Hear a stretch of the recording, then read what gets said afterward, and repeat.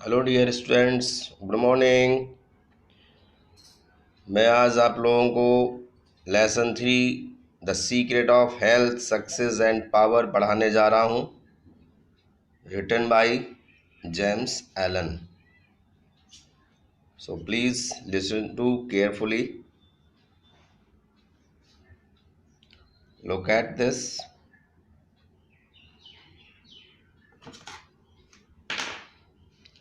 Now read the lesson. Where there is sterling faith and uncompromising purity, there is health, there is success, there is power.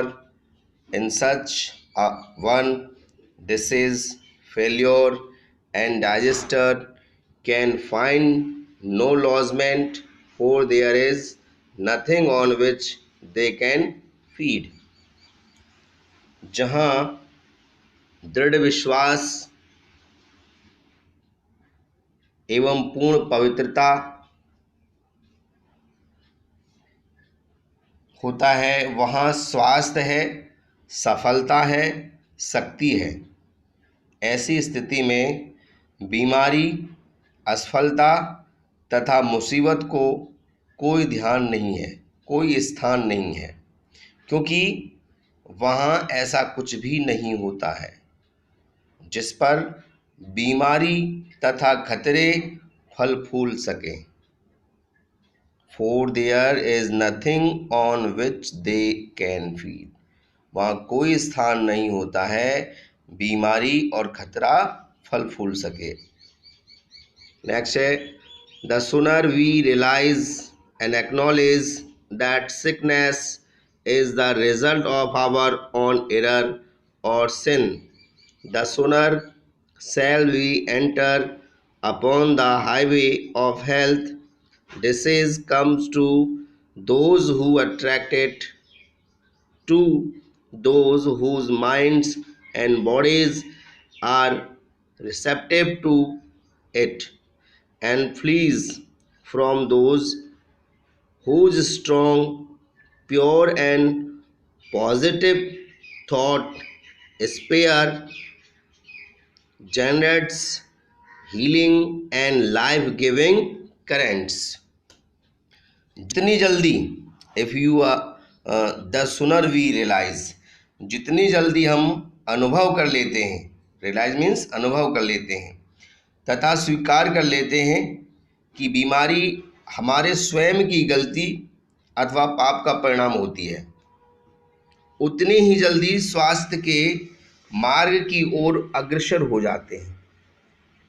बीमारी उन्हीं को आती है जो इसकी ओर आकर्षित होते हैं, जिनके मस्तिष्क तथा शरीर इन्हें शीघ्र ही ग्रहण करने के लिए तत्पर रहते हैं, तथा बीमारी उन लोगों से दूर भागती है जिनके शक्तिशाली, शुद्ध एवं पवित्र तथा सकारात्मक विचार स्वास्थ्य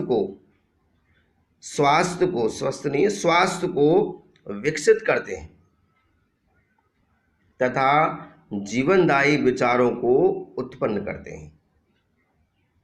नेक्स्ट है, if you are given to anger, worry, jealousy, greed, or any other inharmonious state of mind, and expect perfect physical health, you are expecting the impossible, for you are continuously sowing the seeds of disease in your mind.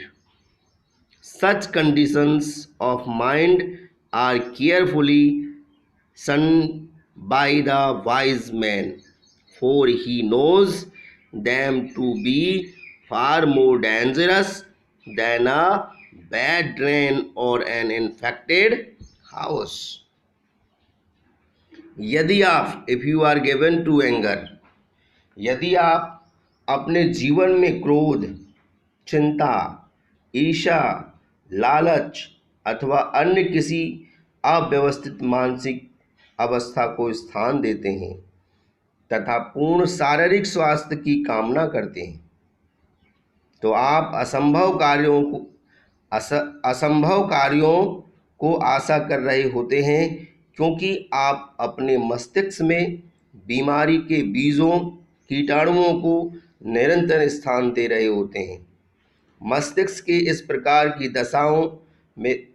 दशाओं से बुद्धिमान व्यक्ति के द्वारा घृणा की जाती है, क्योंकि वह जानता है कि इस प्रकार की दशाएं एक गंदी नाली अथवा एक रोगग्रस्त घर की अपेक्षा अधिक घातक और खतरनाक होती है। Other medicines infected house than a bad drain or an infected house. Next है, if you would be free from all physical act means होता है दर्द, and pains, and would enjoy perfect physical harmony, then put your mind in order and harmonize your thoughts.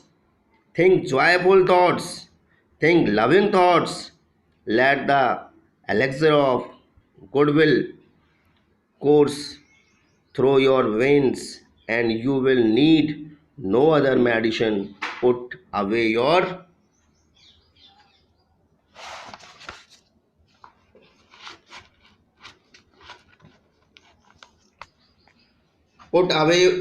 joyously your suspicions, your worries, your hatreds, your selfish indulgences, and you will put away your dyspepsia, your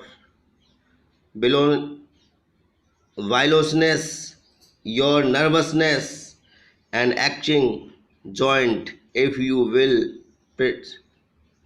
persist in clinging to these debilitating and demoralizing habits of mind, then do not complain when your body is laid low with sickness. यदि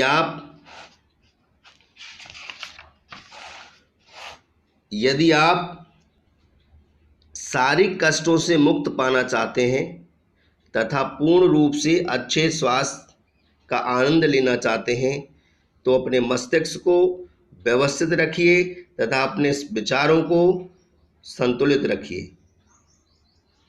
आनंददायक विचारों के बारे में सोचिए, प्रेम पूर्वक विचारों को अपने जीवन में स्थान दीजिए। सदिच्छा के अमृत जैसे जीवनदायक शुद्ध जल को अपनी नाड़ियों में बहने दीजिए, तब आपको किसी भी औषधि की आवश्यकता नहीं होगी। अपनी ईर्ष्याओं, अपने संदेहों, अपनी चिंताओं, अपनी घृणाओं और अपने स्वार्थपूर्ण विचारों को दूर रखिए, तब आप अपनी अपच, जिगर के कष्टों, अपने उत्तेजनाओं तक गठिया रोग से छुटकारा पा लेंगे। यदि आप मस्तिष्क की इन कमज़ोर करने वाली तथा अनैतिक मानसिक आदतों से निरंतर चिपके तथा जुड़े हुए रहेंगे, तो आप शिकायत न करें जब आपका शरीर बीमारियों से ग्रस्त हो जाएगी। When your body is laid low with sickness, बीमारियों से जड़ित रहेंगी। Many people complain that they have broken down through overwork, and the majority of such acts of breakdown is more frequently the result of foolishly wasted energy. If you would secure health, you must learn to work without friction. To become anxious or excited or to worry over needless details is invite A breakdown work, whether of brain or body, is beneficial and freed from all anxiety and worry, and with his mind utterly oblivious to all but the work he has in hand, will not only accomplish for more than the man who is always hurried and anxious, but he will retain his health, a boon which the other quickly forfeits. बहुत से व्यक्ति, many people complain, बहुत से व्यक्ति शिकायत करते हैं कि उन्होंने अत्यधिक काम करने के कारण अपने स्वास्थ्य को नष्ट कर लिया है। इस प्रकार के बहुत से मामलों में स्वास्थ्य का गिरना मूर्खतापूर्ण ढंग से नष्ट की गई शक्ति का परिणाम होता है। यदि आप स्वास्थ्य प्राप्त करना चाहते हैं तो आपको चिंता मुक्त होकर कार्य करना सीखना चाहिए। अनावश्यक कार्यों के बारे में चिंतित होना अथवा उत्तेजित होना अथवा चिंता करना बुरे स्वास्थ्य को आमंत्रित करना है। कार्य चाहे वह मानसिक है या शारीरिक, लाभदायक अथवा स्वास्थ्यवर्धक होता है। वह व्यक्ति जो बिना मानसिक शक्ति खोए हुए निरंतर अथवा दृढ़ता से कार्य कर सकता है, वह कष्ट से चिंता मुक्त होता है अथवा अपने उन कार्यों को पूर्ण कर लेता है जो उसके समक्ष होते हैं। ऐसा व्यक्ति न केवल उपलब्धि प्राप्त कर लेगा बल्कि ऐसे व्यक्ति से अधिक सफल होगा जो सदैव अपने कार्यों को जल्दी से पूर्ण करता है अथवा अपने कार्यों के बारे में कर लेगा, बल्कि ऐसे व्यक्ति से सफल होगा जो सदैव अपने कार्यों को जल्दी से पूर्ण कर, जल्दी मीन्स जो जल्दी पूर्ण करता है और एक निरंतर काम करता है। दोनों में बहस जो है वो निरंतर काम करने वाला, जल्दी काम करने वाला नहीं है, वो जल्दी ही थक जाएगा तथा अपने कार्यों के बारे में कर लेगा, बल्कि